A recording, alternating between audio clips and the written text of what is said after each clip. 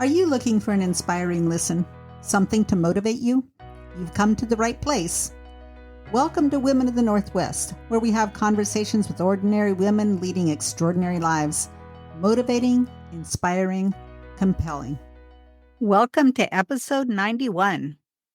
In this episode, Celeste Bodner, founder of Foster Club, shares her journey and how it led to the creation of a national network of young people in foster care. What started as a personal experience of becoming a foster parent turned into a mission to provide support and resources for young people who navigate the foster care system. The conversation delves into the challenges and successes of Foster Club, including the role of peer connections and lived experience leaders.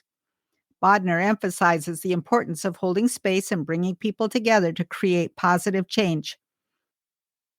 Through Foster Club, young people in foster care are given a platform to share their stories and advocate for policy changes. This episode is a testament to the power of community and the impact one person can make in the lives of others. I'm really excited to share this episode with you, so let's get started. And that really is how I sort of have defined my role with Foster Club from now on, is my job is really to hold space, because I don't have to make everything happen. If I hold the space and bring people together, cool things happen. And that's what it takes, you know? So.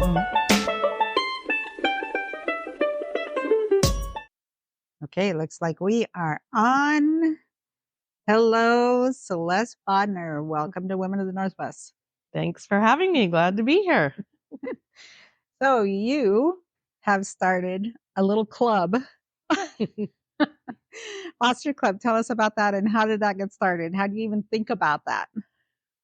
Wow. Okay. Well, yeah. So Foster Club today is the national network for young people in foster care. Unbelievable. But it started, I'm going to go back and tell the story, the sort of the origin story of how it started had to do with my own personal journey. So back when I was quite a bit younger, my husband and I were in our mid-20s, and we were flipping real estate in North Portland. And at the time, my husband's a contractor, and at the time I was in communications. I had my own little agency, mostly worked for Nike, a big builder, doing communications projects. And we purchased a property in St. John's in North Portland, which at that time was sort of a poor area of Portland. And we bought a house with 3 little cottages right next door to it. And I worked from home, so I was working in our house. We were living in the house, and my husband was fixing up the 3 little cottages because we were going to flip them. And so he would hire day laborers sometimes to help him gut the insides of the house. And he hired a guy who showed up pretty regularly. It was pretty clear he had some of his own issues going on, but he showed up pretty regularly. And what started to happen is 2 boys would come around looking for the guy. His name was Clay. And the 2 boys, Gary and Terry, would come around looking for Clay because Clay was dating their mom, and they weren't able to find their mom. And it became pretty evident pretty quickly that these boys, for instance, they were showing up during school hours, so they weren't attending school. And they'd show up in the same clothes repeatedly day after day. At that point in time, in addition to my work, my volunteer activity was coaching sports. I played a lot of sports growing up in Seaside, and loved to coach sports too. And I like young people, and so I was coaching volleyball, basketball, and track at Roosevelt High School. And so I was sort of naturally drawn to when this 10 and 12-year-old boy would come up and looking for Clay, I'd strike up a conversation and start talking to them. And that turned into giving them some snacks. And then one day it turned into they stayed for dinner because we couldn't find Clay and we couldn't find anybody else to return them to. And how old were they then? They were 10 and 12. 10 and 12. Yeah. 10 and 12, yeah. And then it turned into on an occasion where they stayed overnight because we couldn't find anybody to bring them back to. And that was scary to me, that these 2 boys were staying overnight, and I had not met the mother at that point in time. And it was very clear at that point that this was not an okay situation. At that time, I decided to call CPS. And I had the same apprehension about calling CPS that I think most of the public has. Like, oh my gosh, what's going to happen to these kids? What if they get taken into foster care? But I just decided that the situation was too scary, that I couldn't leave it alone. Yeah. And so we called CPS, and it took about 3 months. And this happened several times during that 3-month period where the kids would stay at our house overnight. But after about 3 months, CPS intervened and removed the boys from their home. And we got a call. Jeff and I got a call, and the caseworker told us that they had asked the boys who the most reliable adults in their lives were. And it was you. And it was us. Yeah, we were the most reliable. That's the scary part, right? It was the scary part. And we were 26 at the time. So, we weren't parents ourselves at that point. Didn't know much about foster care at all at that point. So the Department of Human Services asked us if we would be willing to become emergency foster parents for Gary and Terry. And I asked what that meant. And they said, well, that means that they'd come live with you for 60 to 90 days while we provide the mother with services so that she can get back on track and be able to care for the kids. And at that point, I'd really come to care about these two boys, right? Yeah. I liked them a lot. And I also thought it sort of sounded fun. Like it sounded like a 3-month slumber party where they come over and I get to fix up a room. And that sounded sort of fun. I could fix this. Yeah, exactly. So in come Terry and Gary to our house. And Jeff and I had, in order to become emergency foster parents, we were fast tracked and we had to take 40 hours of training, which we crammed into 2 weekends. Wow. We got a big red binder that I still have that helped us navigate the child welfare system, understand paperwork and who to go for what and how to understand policies and procedures and so forth. And I also got a long list of experienced foster parents that could help guide me and Jeff through what we would need to understand, like if we had questions. And I used that list. If you happen to have some questions. Right, exactly. Which happened not just daily, probably hourly. Lots and lots of questions. We got all this stuff. And I remember at that point in time being really struck by the fact that Jeff and I were entering foster care as parents and the boys were entering foster care as kids. And we were getting all of this information and all of this training and all of this support for our journey as parents into foster care. And the boys didn't receive like a pamphlet. They didn't receive anything that explained to them what this journey was, what was happening in this journey.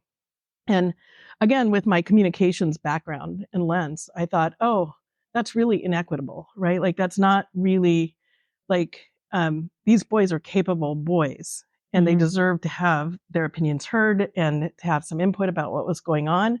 And they didn't have the tools to be able to do that because they didn't understand how the system worked.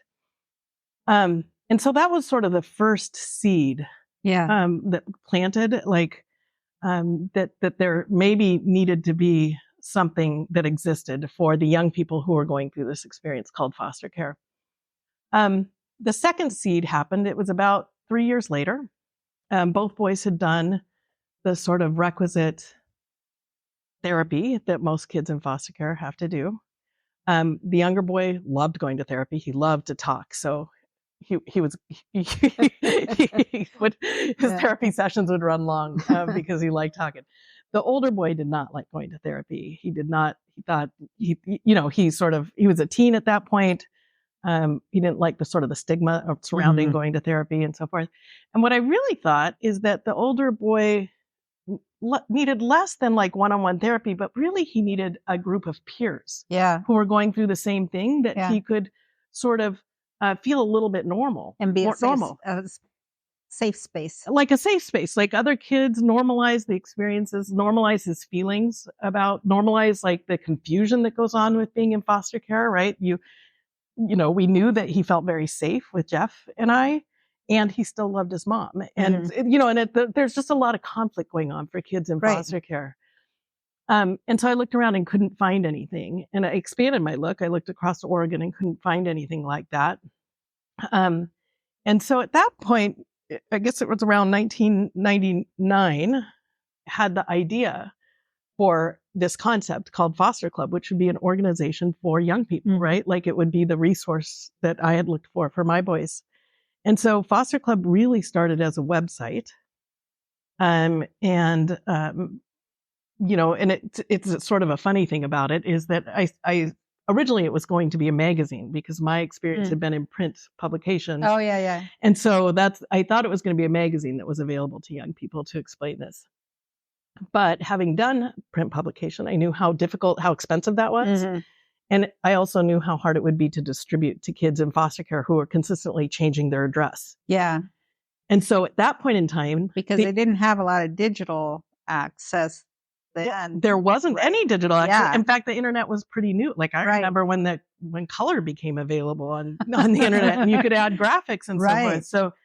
So it was pretty new. And actually one of the pieces of pushback that I got when I shared the idea for Foster Club with folks was they said, well, the internet is for business. Kids will never be on the internet. Little did they know. Right. And then the second piece was, well, if kids are ever on the internet, kids in foster care will never be on the internet because technology is too hard to access and too expensive. So kids in foster care won't have it. Yeah. So I'm really glad that I didn't take that. But Foster Club started as a website originally. Back in, I built the web. I learned code myself. In 2000. Of course you did. It wasn't that hard back then. There were like 13 different commands that you needed to know. It was pretty easy. And so set up the first website on your Commodore. Yeah, exactly. It was actually, I think it was one of the original Mac. I've been Mac this whole time. So this little bitty. And so set it up. My sister helped me and we set it up. It was literally a kitchen table project. And all of a sudden we started getting traffic from all across the country. And I got a call from a foundation who was working specifically on older youth issues in foster care. And they said, we've been watching your website because we did a focus group of young people. They had brought a whole group of young people together and asked them what they needed most. And the young people said that they needed a website that they could go to get information. Yeah. And they asked those young people what their favorite website was. And Foster Club came up in their top their top 5 list. Yeah, it was like Sports Illustrated. At that time, there was like teen.com or something and Foster Club. And it came up. And so we got on the radar of a foundation and they provided us our first funding of $180,000 in 2000. Wow. And that was the start. Yeah. And that was the start of the organization. The money, but that time, a lot then. Went a little bit more. Right. Yeah. A lot now, but even more then. And that allowed me to transform Foster Club really into a going entity. And, at that point in time, we were still sort of, I always considered myself sort of a social entrepreneur. I thought I saw this problem and said, oh, I can do something about solve this problem. I can do something about this. At least work towards solving the problem. Correct. And that for the first, actually, I would say probably almost for the first decade, Foster Club has been very entrepreneurial and figuring out what it wants to be in the world. And my sort of commitment from the very beginning was to hear from the young people themselves what Foster Club needed to be for them. And that is how the organization has grown up to where it is today. So what were the things that the kids were saying? Yeah, so it has been consistent that young people need information to understand how to navigate foster care. The child welfare system is very opaque. It is hard for adults to understand how to navigate it, and it is even more difficult for young people to understand how to navigate it. So that was sort of core to the idea to begin with, and has remained a focus for Foster Club. A piece that we learned a little later on was, and then the other thing I would say that was core then and remains core today is this idea of peer connections. Or finding other young people who've gone through the system. And that proved out to be that it actually, like, sort of as I theorized it would be, is that actually is like one of the highest value items that young people who are involved with Foster Club take away from it. And then those become actual leaders. So that came a little bit. Yeah. So what came a little bit later, so it was around 2003. We were doing different events for young people to bring young people together in like at camps and conferences and things like that. And at that point in time, I had my sister and all my friends volunteering to put on these camps and conferences. And we were doing it around Oregon. We were doing all these camps and conferences, and word got out that what Foster Club was doing was very cool and very different than what was normally done in child welfare. Our camps and conferences look more like a cool sports camp or a church youth group camp, right? Very interactive, very fun. Yeah. Really focused on relationships and peer connections, less about here's how you fill out an apartment application, right. less instructional, less school-like, right? And so word got out that our conferences were really cool. And so I got asked to go and do the same conference in Montana. And I could not talk my sister and my friends to going to Montana. So my solution I thought back to the young people that I had met at these Oregon conferences, and I identified 3 young people who had sort of demonstrated great leadership skills, sort of rose up among a group of youth, right? And they had attended the conference several times. Right. So I invited them. I hired them to go to Montana with me and put on this conference. And I'll tell you, Jan, it was a light bulb moment. It was one of those moments where those young people got in front of their peers. They were putting on all the events. And we actually didn't announce that the 3 young people were from foster care until near the end. It was at dinner time that we announced that they were from foster care themselves. And you could see the room. Yeah. You could see this room of young people, just their faces changed, their expressions changed. They wanted to hear everything that these 3 youth. Does something. Yeah. They wanted to hear, and they sat quietly and listened to these 3 young people talk about their stories and their experiences and how they had made it to college. And you could see light bulbs go off. You could literally see young people in the audience, their brains click and said, oh, that kid went to college? That must mean I can do it too.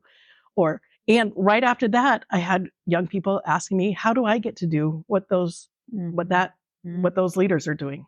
Oh my gosh. And so that was a big pivotal moment for Foster Club. And it at that point made the decision that is how we would do our work moving forward.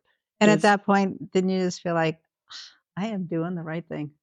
Well, it just clicked into, it was just very clear. And it was, well, frankly, and to not take away the sort of the heartstrings out of it, but from my practical sort of mindset, having run businesses before, and looking at sort of the return on investment, right? I was like, actually, this is a better method of communicating with young people. Yeah, is to have their peers speaking to them. As an adult, they sort of tune me out, and I've come to learn the reason they tune me out is young people in foster care. For good reason, have a large distrust for adults. They've been let down by a lot of adults in their lives. Yeah. And so in order for me to communicate well with a young person from foster care, I have to cross a trust bridge. Well, and besides that, don't you have to have a longer term relationship to be able to make that happen? Yeah. I can't. Because of the trust too. Because of the trust. Are you going to be there for me if I really start this? If I take this step out to do this thing that I'm not really sure about, who's really going to be there for me? Right. Because this has happened to them, right? Their experiences leading into foster care, but also while they're in foster care. Young people in foster care are matched over and again to new caseworkers, new foster parents, new therapists, right? All these different people that they get matched to and who then move on, leave their lives, right? And so they have good reason to distrust. But what happened is when the 3 young people, which we now refer to as lived experience leaders, when those 3 lived experience leaders are talking to them, there is no trust bridge. They're immediately able to start conveying information. You're one of us, and they can speak at a level. And so from a communication standpoint, they're a better messenger than I ever can be. So they have one up on me.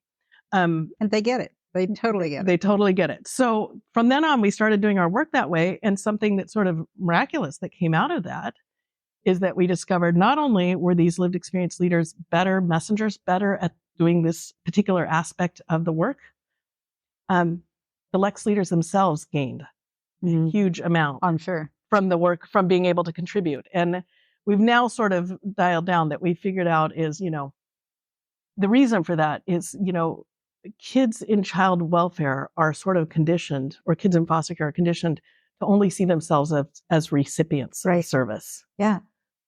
And when you put them in a position to be providers of service, Yeah. that they actually can make a contribution, Yeah. it's a game changer. It really sort of flips the script over how they see themselves, that they don't have to only be the recipient of service, that they can also be a provider of service. It's a very empowering experience to change, to turn that corner. And so since that time, so we started our first internship in 2004. And since that time, we've been engaging either through internships or different service activities. We've been engaging lived experience leaders. And today we have about 260 active lived experience leaders in our leadership core who then serve about 35,000 young people in foster care. Yeah. And so it's been really fun to see it grow. Yeah. That's extraordinary.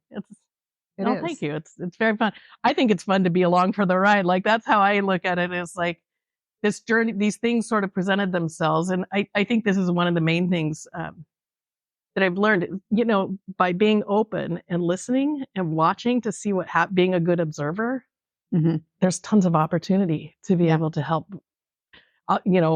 One person introduced me to this idea of holding space.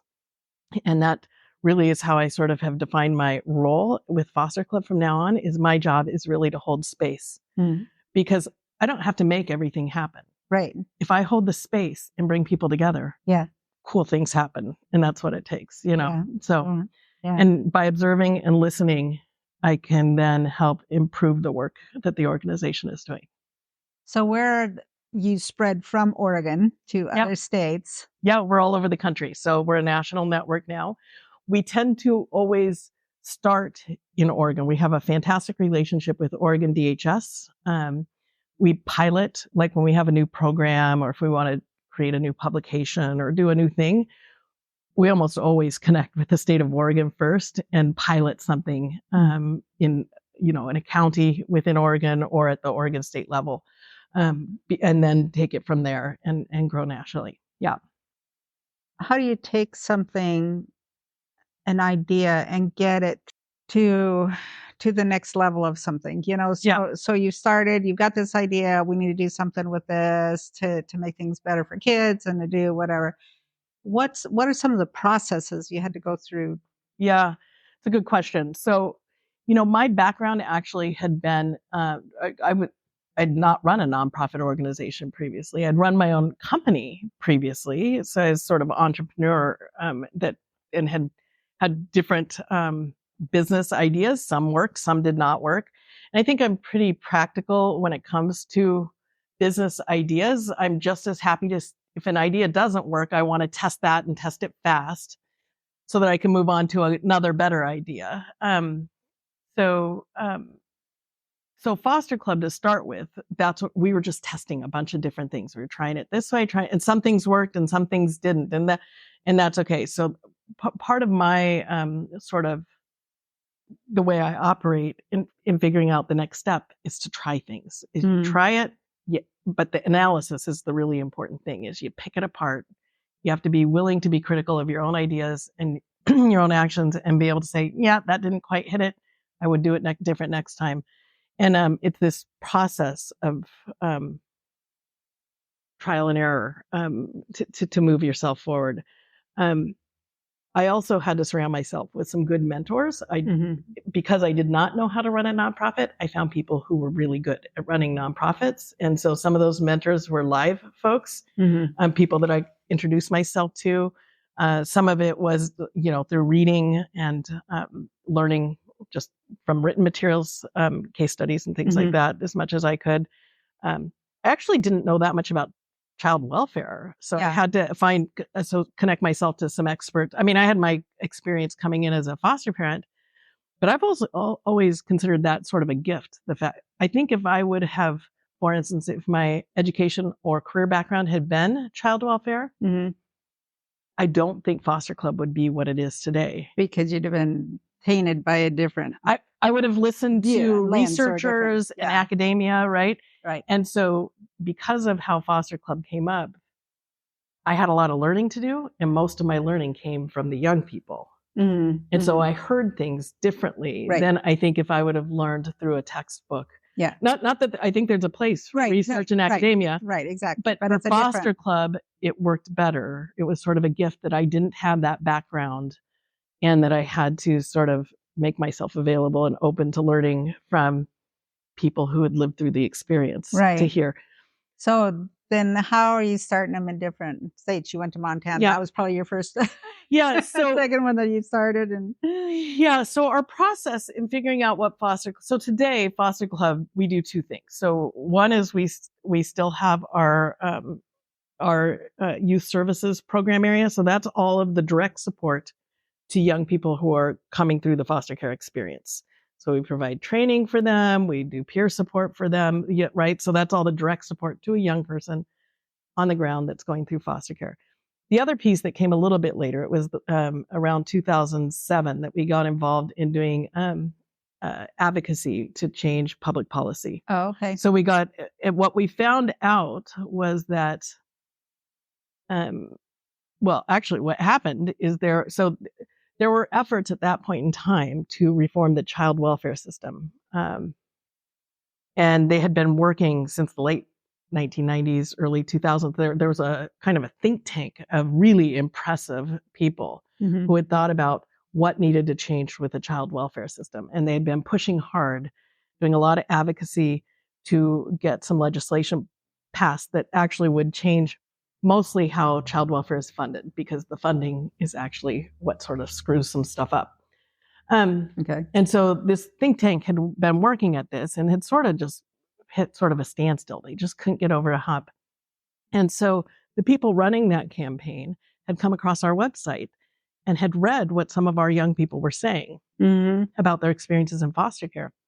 And they contacted me and said, "Hey, Celeste, do you think some of your young people would want to share those experiences with members of Congress?" I'm like, at that point, again, the entrepreneurial spirit is like, I don't know, let's test that out. Let's try it. Let's ask them, right? And they did. And so we did some training and some support, and that's gotten really strong. A strength of ours is to be able to prep young people to be able to, because you don't want to put a young person. It takes a lot of boldness to do that. It takes boldness, and you don't want to put a young person, you don't want a young person to feel like to go in and regret what they've said to a member of Congress. You're right? vulnerable. They're vulnerable. Yeah, there's a whole bunch of considerations. Yeah. Yeah. So we did that training. We did that prep. At one point in time, one year we flew maybe 250 young people to Congress to speak to their senators and representatives about their experiences in foster care. And that led to the largest piece of legislation to have passed in multiple decades. And lots of people credited our young people for having be what sort of pushed things over the line, moved things over the line. And since that time, actually, young people from Foster Club have been responsible for, I'd say, 5 major pieces of legislation passing. Lots of different things, ranging from young people having the right to know their rights while they're in foster care, for young people to be able to stay connected to their siblings when they're in the system. Yeah. Like all those laws were passed by our young people talking to members of Congress. Oh. And the fantastic thing is today, is that Congress calls us. We don't have to, they call us before they are doing child welfare legislation. It really has, we used to have to talk our way into meetings, sort of those high level meetings, because people weren't sure that young people would have something meaningful to contribute. And now they recognize that they actually can't do the thing unless they consult with young people with lived experience. So that's super, super exciting. Wow.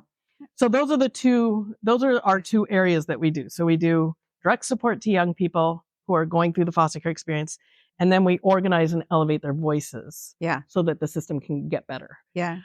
So those are the 2 things we do. And the way we have sort of this ad hoc network. So we work with all the states, practically all the states. And we have lived experience leaders all over the country. They're across the country. More recently, what we're trying to figure out is how do we take what Foster Club does and empower a community to have its own foster club, its own version of Foster Club that is community-based. because that would make more sense. Yeah. So that's part of what we're doing now in Clatsop counties. Yeah, There's more ownership, and it's better for the lived experience leaders that exist here in a community to be able to connect to adults that also live in the community, because that does something for both the adults and the young people. Right. Yeah. Right. So that's the problem that we're chewing on right now and working to figure out. So are you are you the national leader of all estates, or they each have, and so then we're the national, so foster clubs model moving forward. So this is national headquarters. It's right here in Seaside, and it's just because it's where I live. So you get to decide. So I got to decide, and I don't like to fly very much. So so we're right here, and we do envision a day where foster club serves, it's in sort of like an association model where they're this sort of loosely networked group of clubs or groups all over and right now there are grassroots groups that are affiliated with us. Groups sometimes are called youth advisory boards, sometimes they're youth leadership groups. And we do lots of training and technical assistance for those groups so they can sort of replicate what Foster Club does in their own state. Usually those are state-based groups, but we're really trying to drill down to a community-based kind of approach. Yeah. And so when you do your training, are you writing your training and videoing it and doing whatever? How do you throw that out into the world? Yeah, so we have curriculum, and our curriculum is unique in that it's designed for young people, but to be delivered by young people. So it follows our model. So it's not training designed for a teacher to deliver to their people, right? So we have our own curriculum. It's called Spark Curriculum. Yeah. And are the kids helping write that? They do. Yeah. They consult. Of course they are. I already knew that answer before I asked everything we do. It's integrated into all the stuff we do. Yeah. Yeah. And what about your two boys? Oh, Gary and Terry. So so our family, Gary and Terry grew up with us. They stayed with us. With a learning curve, because again, we became parents to teenagers right off the bat, right? So that was tough. What we came to know is that Gary actually had pretty significant developmental delays, caused, it was believed, by his mom doing drugs in utero, and that affected him. And he had really hard time in school and so forth. Gary was just lovely, and there were parts of Gary that were just so fantastic, but he had this developmental disability that would lead him to feel like an outcast among his peers all of the time. And because of that, he was often bullied, and he just had a really hard time fitting in. He was capable, but not quite capable enough to do the things that other kids wanted to do. And so Gary stayed with us until he was 21. But at that point, in his struggle to find his people, he found the people that he could fit in best were people on the street. Yep. And unfortunately, and against our, begging, he moved to Portland, into downtown Portland, and he ended up overdosing on what we think was his, probably his first time doing heroin. He was terrified of drugs. So he actually didn't start drinking or doing any drugs until he had been on the street for several years. Yeah. But he found his people. He found people where he didn't feel like an outcast. And so unfortunately he died in 2014 from a heroin overdose. Which was tough. His older brother, Terry, is doing fantastically well. He's now in his mid-30s. He is married, and he and his wife are parents to 3 beautiful girls who we are proud to be grandparents of. Nice. They bought their house in Grants Pass. Gosh, I think it was probably 7 years ago. Yeah. So they're homeowners. And does they do things with foster or not? No, not that. They've got their hands full. Yeah, no. They've got 3 girls. I was just curious. Yeah, no, they're not. They don't really. Yeah, and I think, I think what is interesting, and being connected to my own kids now, Terry's one of my own kids, is you realize that the experience of going through foster care sticks with you. Oh yeah, into adulthood. It isn't a thing that goes away. No. And so I think there's still some reconciliation going on there and figuring that piece out. So he's doing great. While Gary and Terry were living with us, Jeff and I had our own biological child. And so she's now 24 and doing well. And while Lucy was still a baby, we had another boy come to us. He was living in a group home in Astoria, and the group home got closed down. And they were going to move him to Portland for lack of homes available in this area, which meant he would have to leave his Astoria high school. And he was doing well in school. He was a popular kid. And that was just going to tank him, really. And I had met him at one of these teen conferences that we put on, so I knew the kid. And so DHS, we at that point weren't doing more foster care, but DHS asked if we would make an exception. And so we said, yes, but we want Seth to choose us. So let's do an interview first. Let's have a discussion first. He can interview us. And so we did that, and he chose that he wanted to come live with us. And so Seth grew up with us. So he came and moved in with us when he was 15 and stayed with us. And he's now in his mid-30s, and he's married, also a homeowner, and he graduated from Oregon State University. And he actually has a fantastic job. His career is in recreational forestry. Who knew that was actually a thing, but that's what he does. And they just had their first baby just a little less than a year ago. She's going to be a year old. So we're also grandparents to little Paige.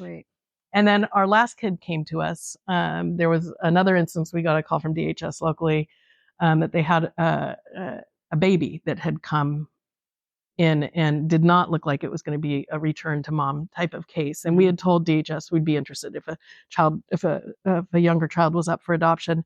And he came into us, and Chris did come in and went back and forth between us and his mom. At one point, we actually advocated for mom because that seemed like the best answer at that time. And when that didn't work out and he came back into care, she bravely, heroically, terminated her own parental rights so that we could adopt. We had said that it was just too hard on our family to have him bouncing back and forth. And so she let go so that we could adopt him. And we've sort of co-parented as he's grown up, but he's doing great. He's in Portland. He's a chef. He's a young 20-something figuring out adulthood. Tell us about kids that are aging out of foster care. Yes, there's about 20,000 kids each year in the United States age out of foster care. And man, if there's something we've learned during this pandemic, is how unready young people are actually to be solo and on their own. Like we saw how many young people had to move back home during the pandemic or rely on parent support to get through the pandemic. And interesting. That's what it's like for every single kid who ages out of foster care all of the time. That's just what it's like. And often young people who age out of foster care are just traveling without any sort of safety net. Like there's just nothing to fall back on if something goes wrong.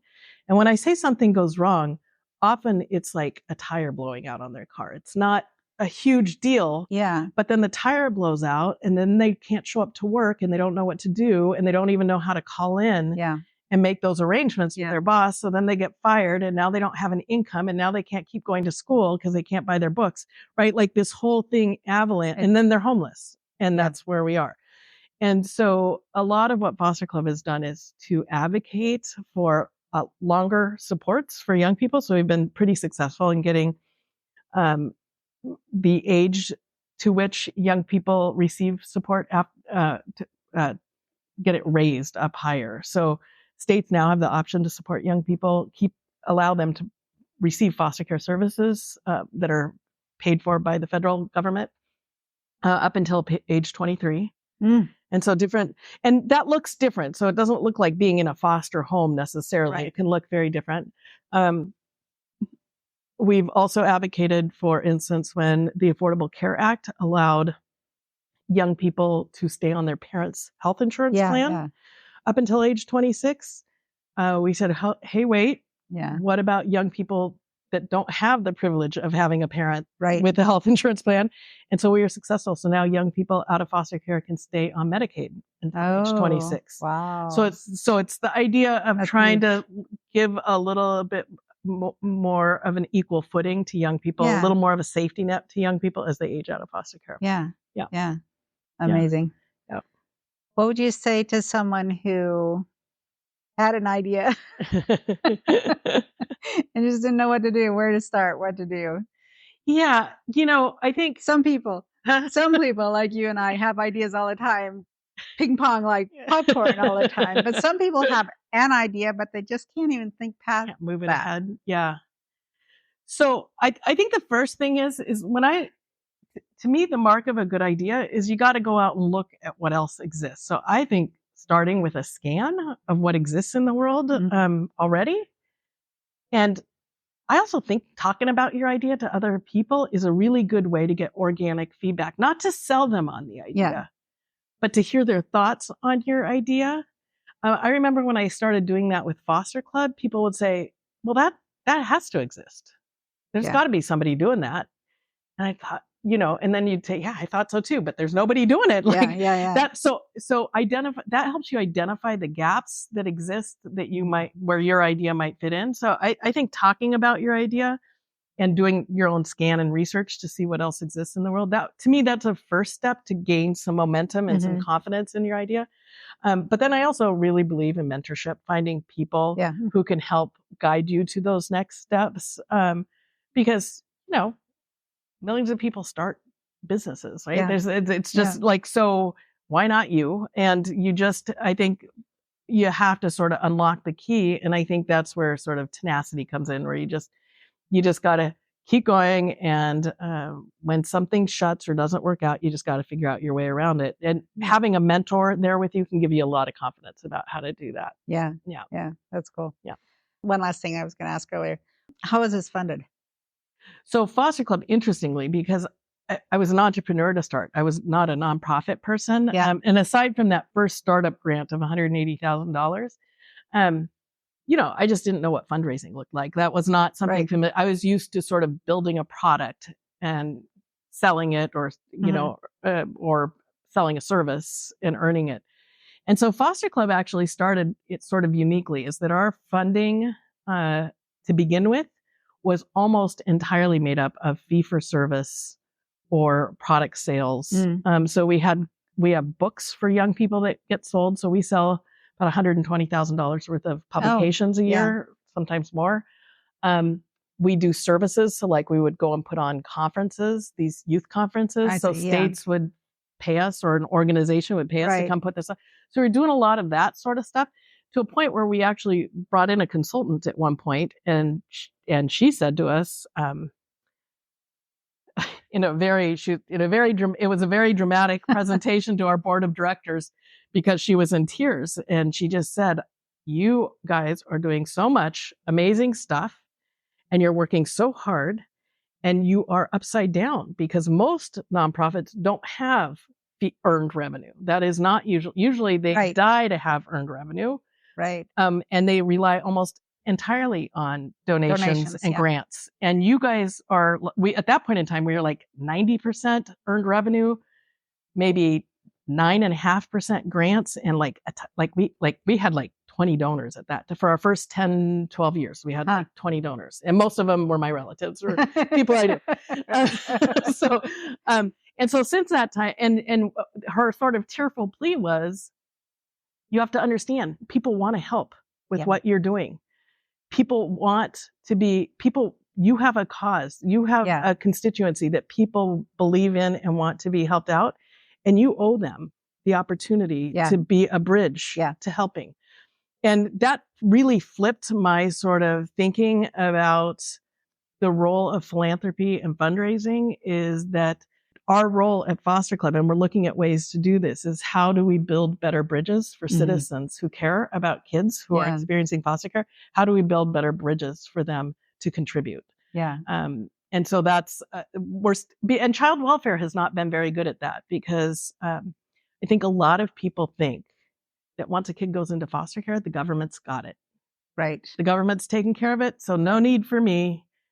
Right. And so people think that, but that's a myth. That is actually not true at all. Right. And so we need to make a better case, help people understand the needs of kids in foster care, and understand their role in providing for some of those needs. And so that's a piece that Foster Club is It's taking really education, serious. yeah.